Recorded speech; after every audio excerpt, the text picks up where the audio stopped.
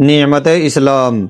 حضرت مالک بن دینار رحمہ اللہ تعالیٰ کے زمانے میں دو مجوسی حقیقی بھائی تھے۔ ایک زمانہ آگ کی پرتش میں گزار دیا تھا۔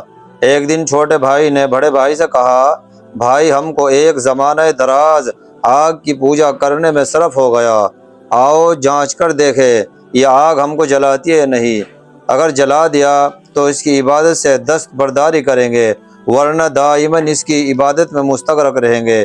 یہ کہہ کر دونوں بھائیوں نے آگ میں ہاتھ ڈال دیے، وہاں کیا رکھا تھا آگ نے فوراً جلا دیا۔ یعنی اگر ایک آتش پرست 100 سال تک بھی آگ روشن کرے تو جب کبھی اس میں ہاتھ ڈالے گا اس کے ہاتھ کو فوراً جلا ڈالے گی۔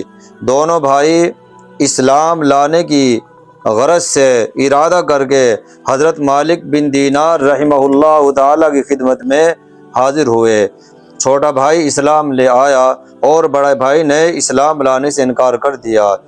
یہ چھوٹا بھائی اسلام لا کر جنگل میں عبادت میں مصروف ہو گیا۔ شام کو جب واپس ہوا تو بیوی نے کہا کہ ہمارے لیے کھانے کے لیے بھی کچھ لائے؟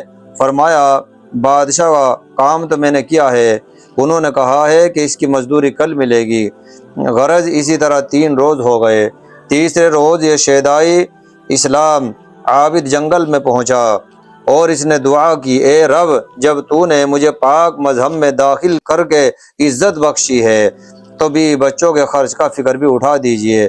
جب شام ہوئی اور عبادت سے فارغ ہو کر گھر واپس آیا تو بال بچوں کو نہایت مسرور پایا۔ کھانے کا سامان دے کر پوچھا، تمہارے پاس یہ کھانے کا سامان کہاں سے آیا؟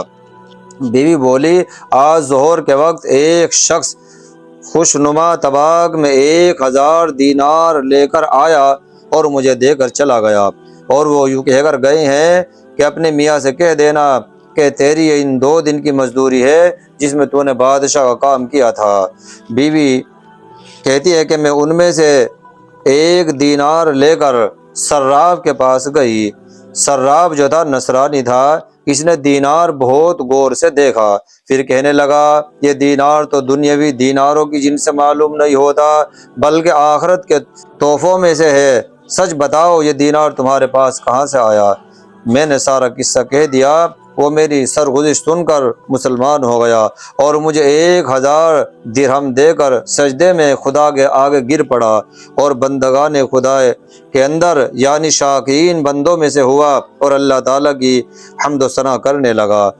تو اللہ تبارک و تعالیٰ نے اس کو ایمان کی توفیق دے دی۔ تو اللہ تعالیٰ کا شکر ہے کہ نعمت اسلام سے نوازا اور یہ نعمت ہی کافی اور وافی ہے۔ شکر گزار رہو۔ آپ کو اسلام دین محمدی میں ہونے کی دولت اللہ تعالیٰ نے عطا فرمائی ہے، مگر اللہ تعالیٰ شکایتاً فرماتے ہیں، قلیل من عباد الشکور، میرے بندے کم ہیں شکر گزار۔